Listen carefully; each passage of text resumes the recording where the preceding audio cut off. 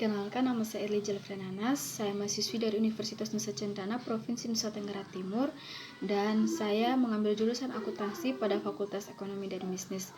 Pada kesempatan ini, saya dan teman kelompok saya dari kelompok 6 pada mata kuliah teori akuntansi dipercayakan untuk mencari salah satu kasus yang berkaitan dengan akuntansi.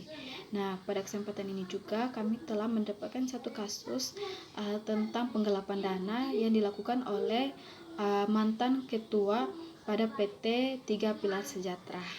Semoga kasus yang kami bawakan ini dapat bermanfaat, dan apabila terdapat paparan materi yang kurang tepat dan kurang baik, kami mohon maaf jika jauh dari kata sempurna. Dan kepada pihak yang bersangkutan kami memohon maaf. Kami tidak ada maksud apa-apa. Di sini kami hanya mau memenuhi tugas kami pada mata kuliah teori akuntansi. Selanjutnya saya akan memaparkan masalah yang akan kami bahas pada slide berikut. Semoga bermanfaat materi yang akan kami bawakan.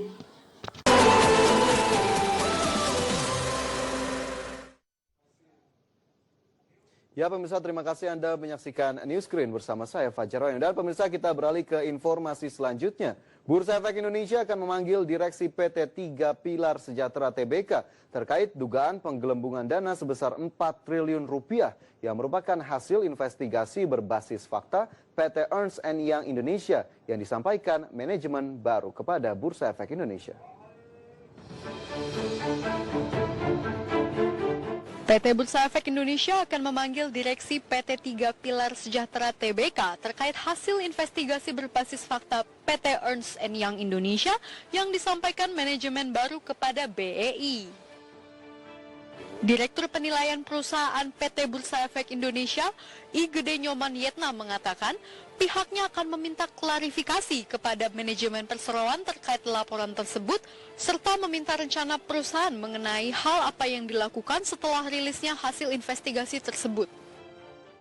Kalau yang seperti itu, yang bisa kita jangkau nih saat ini adalah kita manggil manajemen yang sekarang, ya kan, untuk meminta klarifikasi. Jadi teman-teman sekalian, yang bisa masih wilayah kontrol bursa adalah entitas, ya, dan yang di dalamnya ada pengurus yang sekarang. Di situ kita minta penjelasan nanti. Sejumlah data yang dirilis oleh EY dalam keterbukaan informasi terdapat dugaan penggelembungan dana sebesar 4 triliun rupiah pada akun piutang usaha, persediaan, dan aset tetap grup AISA 662 miliar rupiah pada penjualan, serta 329 miliar rupiah pada EBITDA entitas. Jakarta, Gilang Praditya untuk IDX Channel. Baik, tadi saya sudah memaparkan kasus yang akan kami bahas, yaitu kasus tentang penggelapan dana yang dilakukan oleh mantan bos PT 3 Pilar Sejahtera. Nah, kita langsung saja. Tentu kita harus mengetahui dulu PT 3 Pilar Sejahtera ini didirikan oleh siapa, pada tahun berapa, dan maksud dari didirikan PT 3 Pilar Sejahtera ini, dan terutama dia bergerak di bidang apa. Nah, nama dari perusahaan ini yaitu PT 3 Pilar Sejahtera Food, biasa disingkat dengan TPS Food, dan berdiri di Jakarta. Nah, PT 3 Pilar Sejahtera Food ini dia merupakan produsen makanan yang beralokasi di Jakarta. Bisnis makanan yang berkembang seperti sekarang ini tidak terlepas dari usaha keras sang pendirinya. Pendirinya yang itu Tan Pian Sioe pada tahun 1959.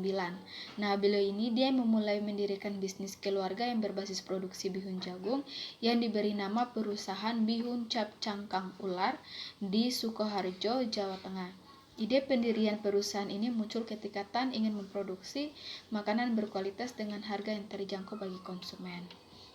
Nah, pada kasus ini tentu dilakukan terjadinya penggelapan dana. Nah, penggelapan dana ini dilakukan oleh mantan bos PT 3 Pilar Sejahtera Food Tbk, yaitu Joko Mogoginta dan Budi Istanto Suwito. Selanjutnya kita masuk pada catatan kasus yang terjadi. Terdapat 2 catatan kasus yang telah kelompok kami catat. Yang pertama itu terjadinya penahanan kepada mantan bos PT 3 Pilar Sejahtera, yaitu Joko Mogoginta dan Budi Istanto, yang dilakukan oleh Badan Reserse Kriminal atau Bareskrim Polri sejak Selasa tanggal 9 bulan 7 2019. Lalu yang kedua terjadinya penggelapan dana. Nah, penggelapan dana ini dilakukan oleh kedua pelaku dan mengakibatkan banyak kerugian pada investor.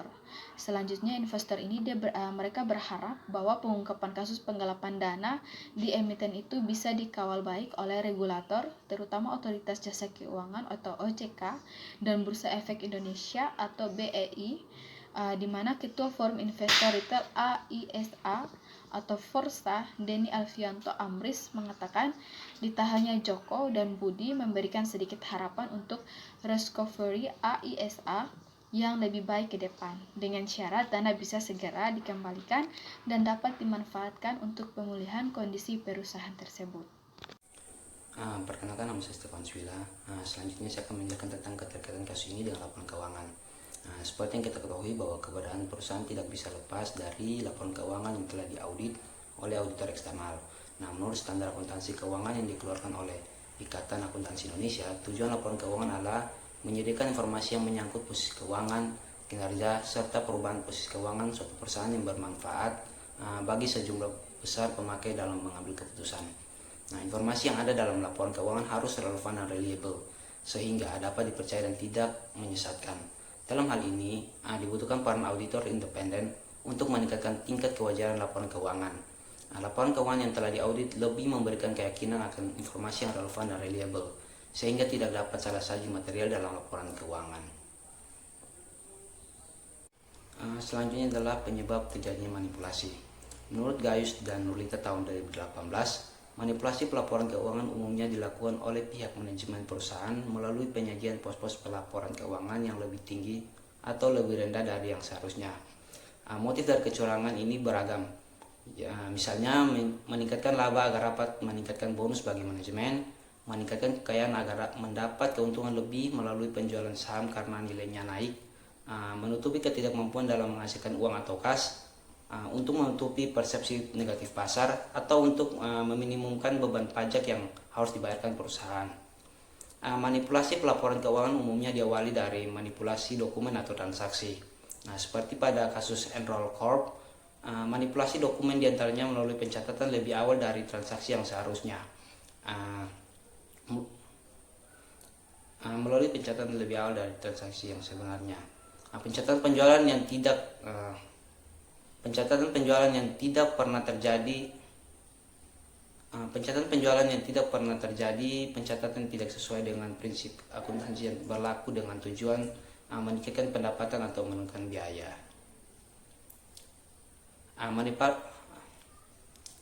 Manipulasi pelaporan keuangan umumnya diawali dari manipulasi dokumen atau transaksi, seperti pada kasus Enroll Corp. Manipulasi dokumen diantaranya melalui pencatatan lebih awal dari transaksi yang sebenarnya, pencatatan penjualan yang tidak pernah terjadi, pencatatan yang tidak sesuai dengan prinsip akuntansi yang berlaku dengan tujuan meningkatkan pendapatan atau menurunkan harga. Selanjutnya itu terdapat 2 dampak yang timbul. Dampak yang pertama yaitu laba perusahaan mengalami penurunan atau merugikan perusahaan. Dalam hal ini yang dirugikan adalah AISA sendiri, yang dimana seharusnya manajemen memperoleh keuntungan akan tetapi malah memperoleh kerugian. Yang kedua yaitu hilangnya investasi bagi perusahaan atau tidak adanya kepercayaan untuk perusahaan, yaitu merugikan investor pasar modal. Hal ini menimbulkan kerugian pada investor pasar modal karena harga saham menjadi turun. Baik, perkenalkan, nama saya Nur Hakiki, NIM 18100-250. Selanjutnya, pendapat yang timbul akibat manipulasi laporan keuangan yang telah dilakukan. Kasus seperti PT 3 Pilar Sejahtera Food Tbk memperkuat pendapat Fitrawansa pada tahun 2014 terkait kecurangan pelaporan keuangan. Ia mengungkapkan bahwa satu dari banyak modus fraud pada kecurangan pelaporan keuangan adalah dengan sengaja melakukan pengakuan pendapatan terlalu besar atau terlalu kecil dari yang seharusnya. dengan menggunakan metode pengakuan pendapatan yang tidak sesuai dengan standar akuntansi. Menurut Gugus dan Nurlita pada tahun 2018, kebangkrutan memiliki keterkaitan dengan tindak kecurangan. Hal tersebut terbukti dengan runtuhnya perusahaan-perusahaan besar karena adanya manipulasi pelaporan keuangan. Dan berikutnya kritik dan saran dari kelompok kami. Menurut kelompok kami, hal yang telah dilakukan oleh kedua belah pihak tersebut telah menimbulkan banyak kerugian bagi pemangku kepentingan, di antaranya adalah perusahaannya sendiri dan juga para investor pasar modal. Solusi yang diambil adalah terjadinya manipulasi karena adanya kesempatan dan juga adanya dorongan ketidakpuasan atas apa yang diperoleh. Oleh sebab itu diperlakukan adanya kebijaksanaan yang harus ditanamkan dalam diri sendiri dan juga perlu adanya kehati-hatian oleh seseorang investor sebelum melakukan investasi kepada perusahaan. Dan yang terakhir adalah kesimpulan. Manipulasi pelaporan keuangan umumnya diawali dari manipulasi dokumen atau transaksi. Seperti pada kasus Enrocorp, manipulasi dokumen diantaranya melalui pencatatan lebih awal dari transaksi yang sebenarnya, pencatatan penjualan yang tidak pernah terjadi, dan pencatatan yang tidak sesuai dengan prinsip akuntansi yang berlaku dengan tujuan meningkatkan pendapatan ataupun menurunkan biaya. Terkait kasus PT 3 Pilar Sejahtera Tbk menimbulkan banyak pendapatan salah satunya dari Fitra Wansah tahun 2014 terkait kecurangan pelaporan keuangan. Ia mengungkapkan bahwa satu dari banyak modus fraud pada kecurangan pelaporan keuangan adalah besar atau terlalu kecil dari yang seharusnya dengan menggunakan metode pengakuan pendapatan yang tidak sesuai dengan standar akuntansi. Sekian presentasi dari kelompok kami. Terima kasih.